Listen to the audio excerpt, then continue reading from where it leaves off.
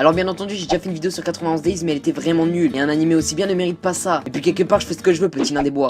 Tu m'as niqué ma race. Yo les gens, c'est Chounet, aujourd'hui on se retrouve pour parler d'un animé splendide. Donc Terry, balance l'intro.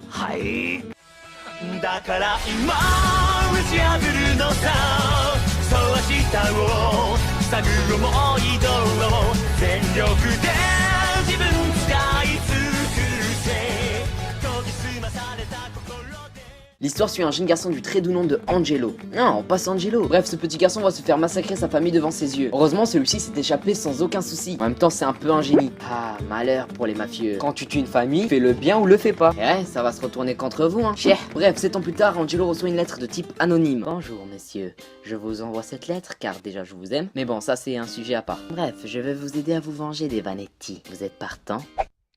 Do it! Yes you can! Alors pour moi 91 Days fait très clairement partie de mes animés favoris. On va commencer par son opening qui colle juste parfaitement avec l'ambiance de l'animé. Allez, je vous fais écouter pour le plaisir, c'est vrai que je suis sympa.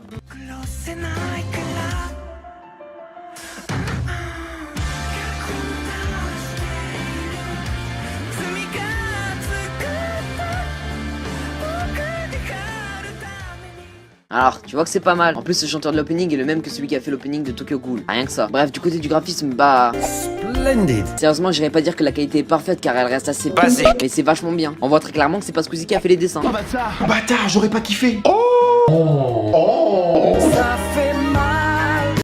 Bref, ensuite au niveau de l'histoire, bah c'est une claque. Un scénario bien travaillé qui pourra te rendre triste et surtout qui te mettra assez rapidement dans l'ambiance. Les personnages sont aussi ultra méga super. Le chara design des personnages se démarque pas mal. Ensuite, très clairement, Angelo alias est l'un de mes personnages préférés sans hésiter. Il a tout, un charisme, du style et une beauté.